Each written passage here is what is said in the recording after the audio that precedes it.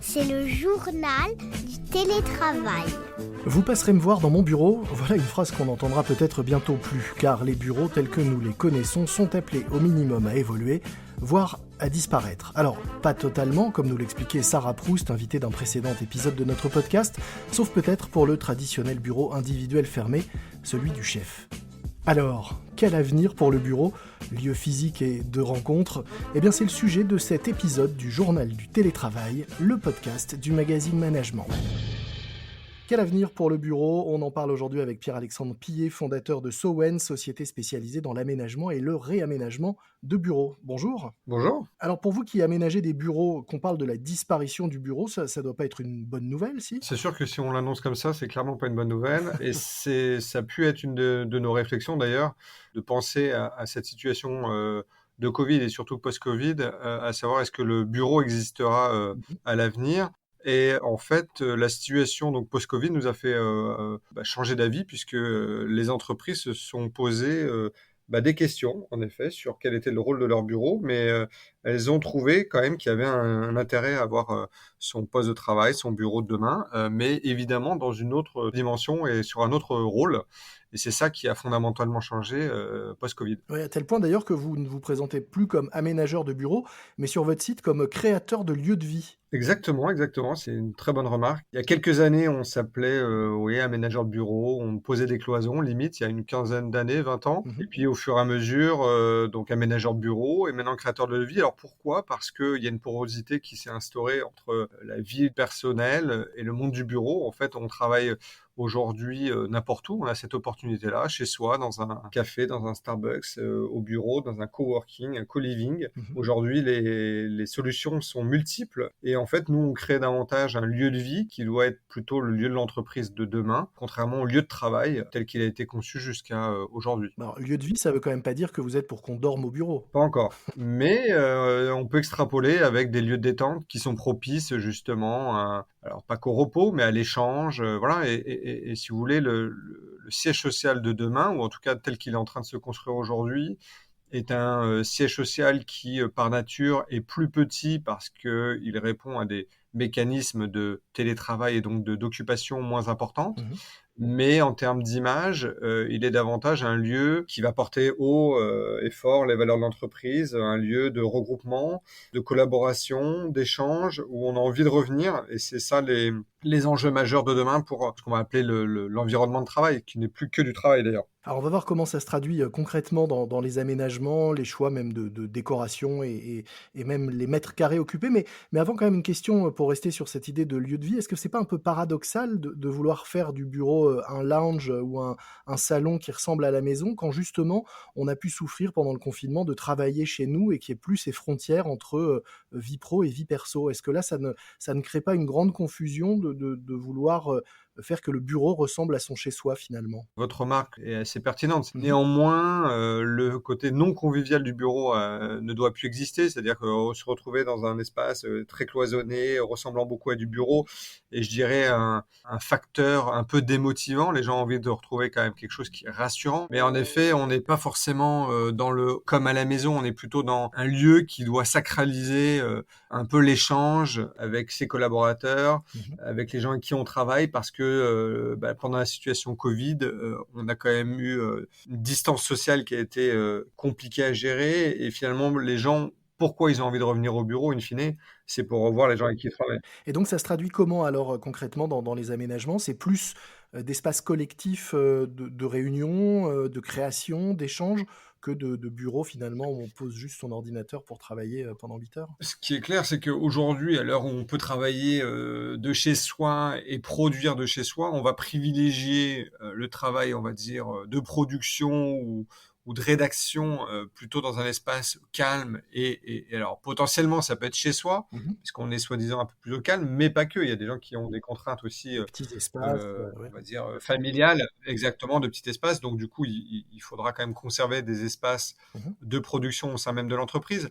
Mais globalement, on va privilégier, du coup, dans ces nouveaux aménagements, des espaces d'échange. Donc, c'est des salles de réunion de 2, de 3 personnes, des salles où on peut travailler à la fois avec des gens en présentiel, mais aussi en distanciel, c'est-à-dire que les salles de réunion doivent être extrêmement bien connectées. On a travaillé pendant des mois avec des solutions Zoom ou Teams, etc. Mhm. Et donc là, le rôle de l'entreprise, c'est justement de pouvoir équiper des espaces où ce mix travail présentiel-distanciel doit se faire de la meilleure des manières, avec des super équipements. On aura une place, on dit, du village qui est un peu l'endroit collaboratif ou en tout cas événementiel de l'entreprise. Donc en fait, on va de plus en plus vers un siège qui est de l'expérience Mhm. pour les collaborateurs, une expérience pour les clients et qui reflète encore une fois l'ADN de l'entreprise et ses valeurs. Autre chose intéressant, j'ai lu que vous expliquiez que vous proposez, des espaces de travail agiles. Alors ça veut dire quoi? Parce que l'immobilier normalement et dans les esprits ça rime un peu avec, immobile, c'est du dur, des cloisons, vous le disiez, ça bouge pas comme ça. Est-ce que ça veut dire qu'aujourd'hui justement une des tendances et des demandes, c'est d'avoir des espaces qui soient plus évolutifs qu'avant, qu'on puisse, modifier, réaménager selon, les circonstances? Alors là, c'est les circonstances de la crise sanitaire, mais qui peuvent être d'autres de la vie de l'entreprise, de périodes d'activité, et cetera? Oui, clairement. Alors, aujourd'hui, on va de moins en moins cloisonner les espaces. On va être de plus en plus sur des solutions en mobilier qui sont Mmh. modulables, évidemment. On va jouer sur l'acoustique ou on va mettre des salles de réunion avec ce qu'on appelle des box acoustiques qui permettent de faire des réunions à 2, à 3, à 4 ou à 6. Alors je commençais en disant que parler de la disparition, du bureau, c'était pas une bonne nouvelle pour vous. En fait, c'est tout le contraire. C'est-à-dire que cette période où on repense le bureau, ça vous donne du travail. Alors pour nous, c'est ce qui aurait pu être un effet extrêmement négatif est une opportunité extraordinaire. Mmh. La situation post-Covid a fait réfléchir les entreprises quant à leur immobilier et à leurs aménagements. Donc il y a 2 solutions, soit, leur conclusion est de dire: «J'ai besoin de moins de surface techniquement par l'espace de travail, donc je déménage, donc je refais mes aménagements, j'en profite pour aligner mon expérience client, mon expérience collaborateur et les valeurs de l'entreprise dans ce nouvel aménagement. Soit je suis tenu par un bail et de toute façon, j'ai prévu, au vu de tout ce qui se passe et des nouvelles manières de travailler, de réorganiser les équipes, parce que tout ça, ça a eu une réorganisation assez profonde. Et donc, du coup, j'ai un objectif de réaménager mes espaces. Donc, nous, en fait, on est dans un moment où, de toute façon, les entreprises ont forcément une interrogation sur leur immobilier et leurs aménagements. Quelles sont les grandes tendances que vous voyez là pour les mois qui viennent, en matière d'aménagement dans les bureaux? Je sais pas si on peut pas être tendance, parce que nous, on fait vraiment du sur-mesure. Ce qui nous caractérise, c'est justement que on est un peu à contre-courant des tendances. C'est-à-dire que c'est un peu comme les effets de mode dans le prêt-à-porter. À l'époque, on vous disait bon, bah, allez, je veux tant de bureaux, je me mets Mmh. mon bureau individuel, il sera là. On se posait des questions finalement assez banales sur l'aménagement de bureaux. Aujourd'hui, c'est un vrai vecteur de performance de l'entreprise, à la fois en termes de recrutement, de performance, de dynamisme, de productivité. Nous, on va faire du sur-mesure, c'est-à-dire qu'on va vraiment analyser quelle est l'entreprise, quelles sont ses valeurs, le comité de direction, où est-ce qu'il veut aller, quels sont ses alignements, quelle expérience il veut faire vivre. Et avec ça, on va proposer une réponse à la fois organisationnelle et architecturale, de design, qui sera cohérente. Et en fait, on ne va pas se positionner comme un acteur qui va promouvoir, par exemple, le végétal, parce que le végétal est à la mode. Et on peut quand même dire que le végétal est un facteur de bien-être et donc du coup qu'il faut l'appuyer, je dirais, dans les projets. Mais on ne va pas caricaturer ça et justement on va faire du sur-mesure. Donc je dirais pas qu'il y ait de tendance de fond. En tout cas, il ne faudrait pas qu'il y en ait parce que tout le monde est différent, chaque entreprise est différente et c'est ça qu'on va voir émerger dans les prochains mois. On dit que les cordonniers sont les plus mal chaussés. Vous, vos bureaux, à quoi ils ressemblent chez, Sowen?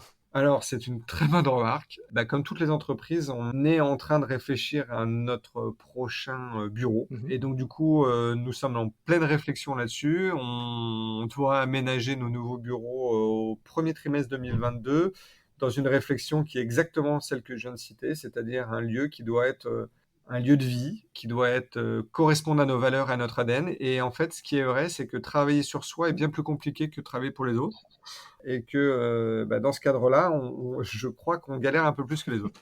Mais notre bureau aujourd'hui n'est pas ce qu'il devrait être, et encore une fois, parce que le monde du travail a changé, parce que notre organisation a changé, l'impact télétravail est fort. Il faut prendre toutes les parties prenantes à cette réflexion et voilà, notre siège de demain devrait être le reflet du bureau pas de demain, j'aime pas dire ça parce que ça évolue tout le temps, mais un bureau en tout cas post-Covid. Au moins un bureau d'aujourd'hui déjà, au goût du jour et qui Exactement. correspond aux besoins. Écoutez, prenons rendez-vous et puis on essaiera de montrer à nos lecteurs dans les pages d'un prochain numéro de Management à quoi ressemblent ces bureaux une fois qu'ils seront réaménagés. Avec grand plaisir. Merci beaucoup Pierre-Alexandre Pillet. Je rappelle que vous dirigez Sowen, société spécialisée dans l'aménagement et le réaménagement de bureaux. Nous mettrons un lien vers les photos de quelques-unes de vos récentes réalisations dans les notes de cet épisode. Pour ceux qui voudraient en savoir plus sur votre travail et qui auraient peut-être envie eux aussi de passer au bureau d'aujourd'hui. Merci pour tout. C'est déjà la fin de cet épisode. Vous pouvez nous envoyer vos remarques, questions, suggestions par mail à l'adresse lejournaldutélétravail@gmail.com. Moi je vous dis à très vite. D'ici là, soyez prudents et bon télétravail à tous. C'est le journal du télétravail.